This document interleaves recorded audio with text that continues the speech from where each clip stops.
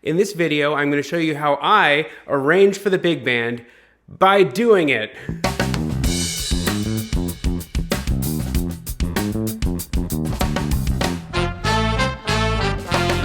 This is going to be the first part in a multi-part video where I'm going to take you along the journey that I go through when I'm writing a big band arrangement.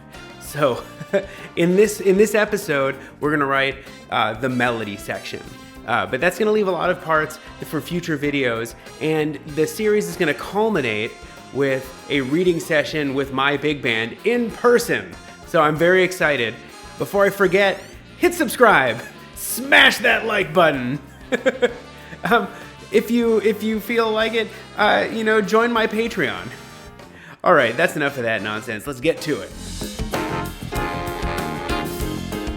So the very first step is picking what tune you're going to arrange. So the first question you might have is, why am I going to arrange a tune in the first place? Well, an arrangement that you write for a big band can only be as strong as the song that you are arranging.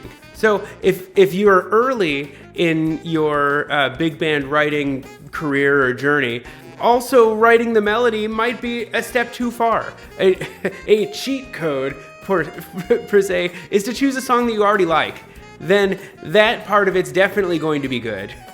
And then hopefully your arrangement supports it. So in this case, I've chosen to do The Girl from Ipanema. And one of the easiest ways you can take a song like this and put your own stamp on it is to change the groove. So in this case, Girl from Ipanema is a Bossa Nova. So I've decided to do it as a swing arrangement.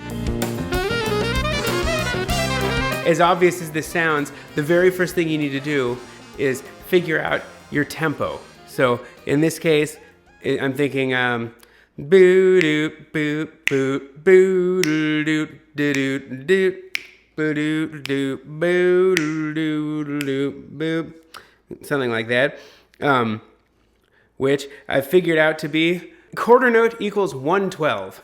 So if you haven't watched my video on form, go check it out. I'm outlining this whole process that I'm going to do really quickly right now. And I do this every single time I'm going to write an arrangement before I even sit down at Sibelius and get writing. All right, I've got my calculator app up. Girl from Ipanema is a 40-bar form, which is strange. It's close to a 32-bar form, but the bridge, instead of being 8 bars, is 16. So it's 40 bars. So 40 times 4 beats per measure. We get 160 beats per chorus, and we know that it's 112 beats per minute.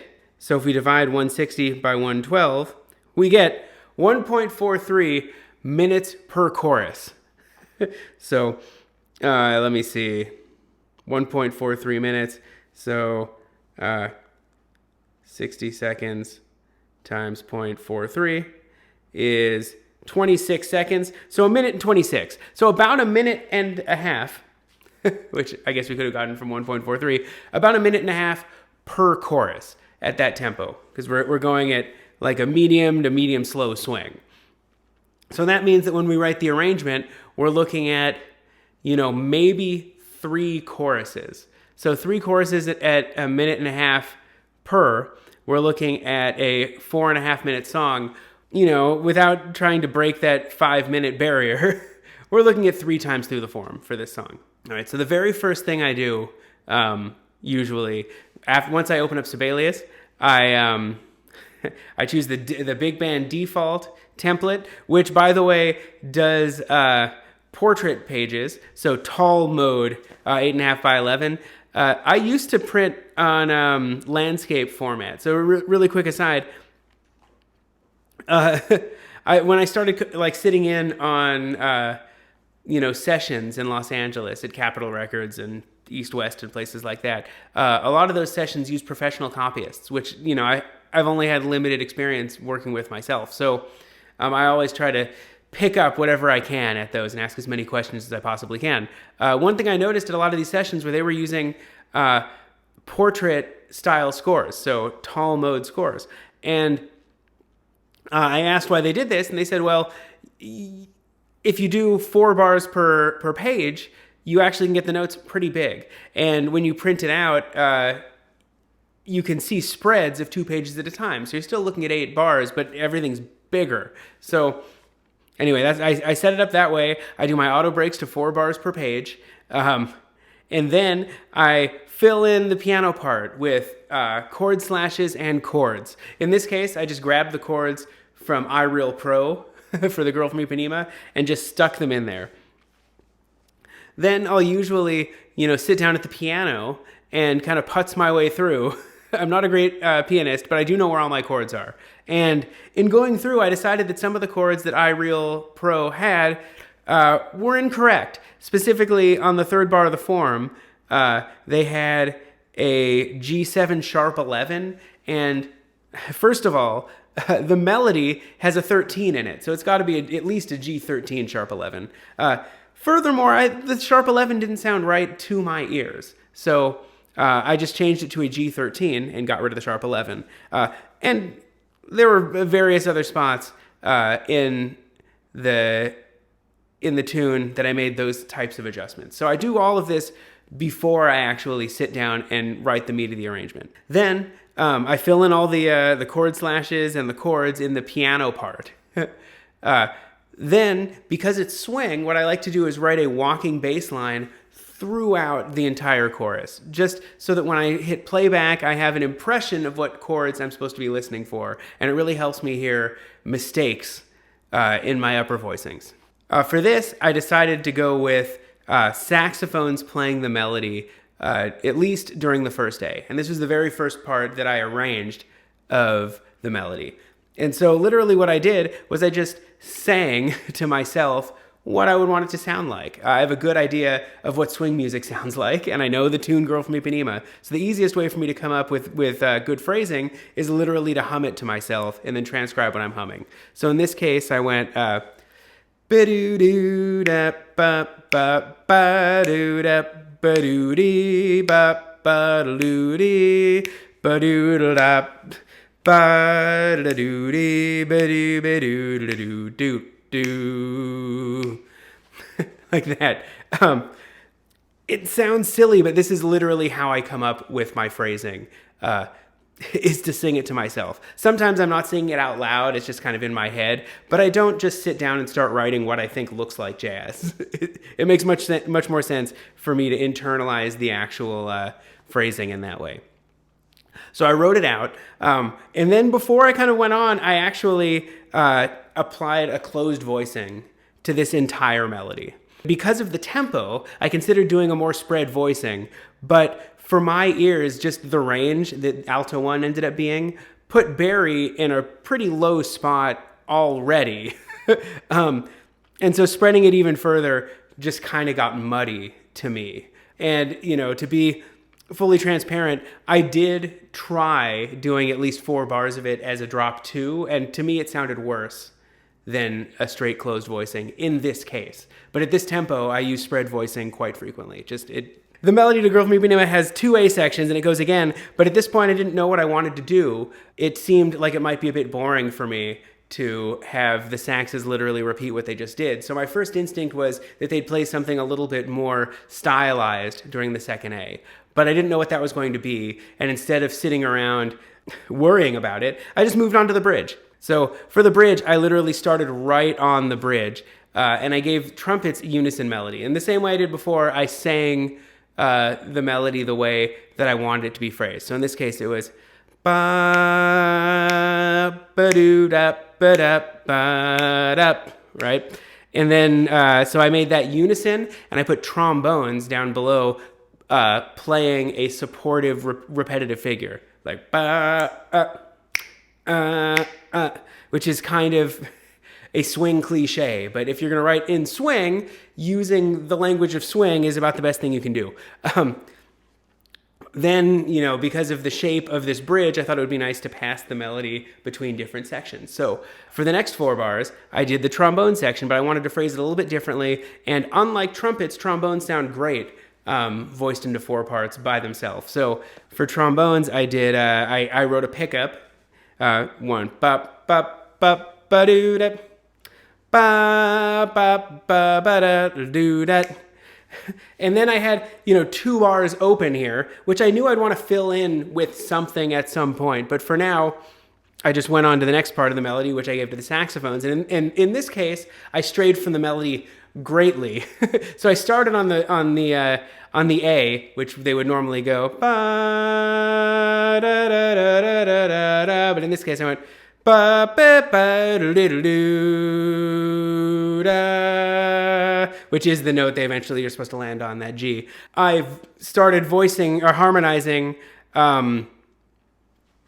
from the long notes. So I kept that really jazzy phrase in octave unison, and then put those long notes, I voiced them out, I think, with a drop 2 in the top 4 voicing and bari down on the root. And then the last bit of the bridge, I did trumpets as be-up-a-doo-doo-da. Then had the saxophones come in over it, ba-ya-da. Then the brass, ba-ba-ba-ba-ba-doo-da-da-ba-ba-ba, or ba-ba-doo-da-da-ba-ba-ba on the melody, ba-ba-doo-da-da, beep-ba-ba-doo-da, right? And at this point, I knew that I wanted to use a different chord than to go straight to the tonic again. So in this case, like one of the, bag of tricks that I keep is instead of going to the root, you can go to a major third down voiced as a major 7. So in this case, instead of going to F major, I went to D flat major 7 or major 9 and voiced it out for the whole band. And I knew that there were some spots missing, specifically the second A, but then there were some spots in the middle. But I had spent a few hours at this point on the arrangement, and so I let it go for the night and hit it with fresh ears and eyes the next day. So when the next day came around, I had decided for that second A, I was going to make it a trombone feature. Similar, so I had saxophones on the first A, then I do trombones on the second A. And trombone, as we know, behaves a little bit differently than the saxophone. So different types of phrases lay on different instruments differently. But the melody was in the perfect range for the trombone section. Like the top of the ba-ba-ba-doo is a G, which is, the golden range for lead trombone. Not too high, but just high enough that it really sounds like a lead bone. So I phrased it, ba-da-ba-dee-ba-ba-doo-dee-ba-ba-da-da, bee-ba-da-ba-doo-da-doo-da-ba-da, then ba-doo-da-ba-doo-dee, ba-doo-doo-doo. And so I had this long note at the end, which is the melody for Ipanema. But in this case, I wrote a figure to lead into the trumpet bridge. Because a lot of times when you have these long notes, you can have a different section coming in, playing something complicated over the top. So I have the trumpets going, ba-doo-da-dee-ba-da-da-ba-da-da, right? Then we're at the bridge. But the trumpets I wrote in unison, and because they're leading into a unison figure, and that felt right. So in that case, because the trumpets were going up, I thought, maybe it'd be nice to have the saxophones going down at the end of that, and you'll hear it in MIDI playback in a minute. Then I realized that the trombones had been playing as features for the last 8, so it would be nice to take those. That rhythmic trombone bop figure, and instead put it in the saxophone. So I literally, because the trombone section exists in the same range as the altos and tenors, I literally copied the voicing that I had, popped it into the altos and tenors, and then put the bari on the root below it. And it sounds beautiful. So that's what I did. In the bridge, right after the trombones, do ba-da, bee-ba-boo-ba-da, boo-da, I added saxophones going into their phrase. So in this case, I had them copy the ba-dup, that was the end of the trombone phrase, so they mirror it a few beats later, and then play a fancy pants run-up into their ba-be-doo-doo-doo-da part during the bridge. I took the trumpets and trombones, and I wrote them on, I gave them the melody here, which I'd sort of forsaken the melody at the end of this, or the middle of the bridge section. So I wrote it,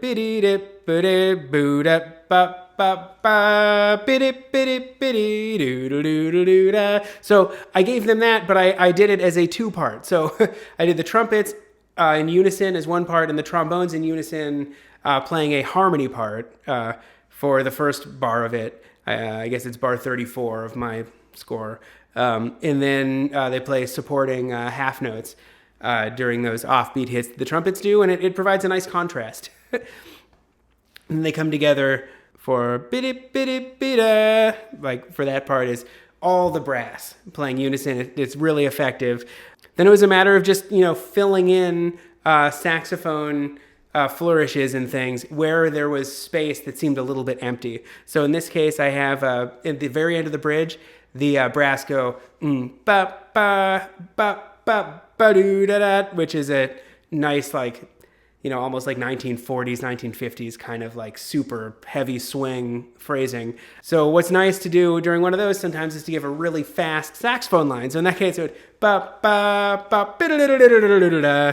It's just 16th notes. They're going to play them straight, and it's going to provide a really great contrast to the brass. Then I gave them be-doo dow, like those kind of swing unison sax flourish things. I just threw them in during the last A to kind of drive home how swing this is. And then I wrote a little solo send-off, and that'll take us into the next section. So before we listen to it, the plan is for this to be the entire melody section. Then there's going to be probably an entire chorus worth of solo, maybe. I think I'm going to have a tenor solo. And then some other stuff.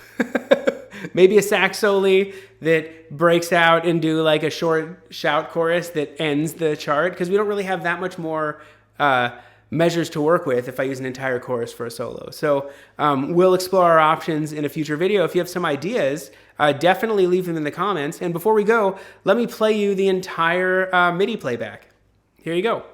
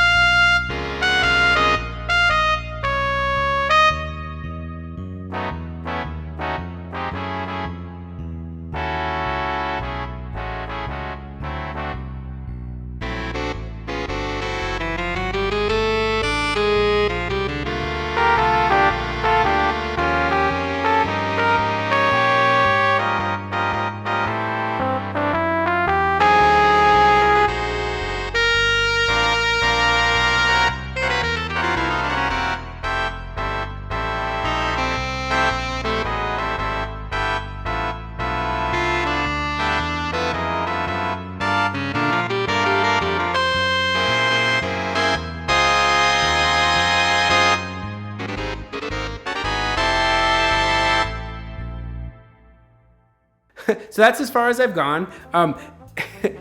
Definitely, if you haven't subscribed, hit subscribe. We're going to finish this chart in these videos, and then we're going to conclude by having my band read it in person at one of my rehearsals next month. So I'm really excited for you guys to go on this journey with me of taking a chart from zero to chart. And then definitely think about hitting subscribe, hit that like button, check out my Patreon. Your support allows me to continue making videos like this. And I guess that's it. All right, see you next time. Bye.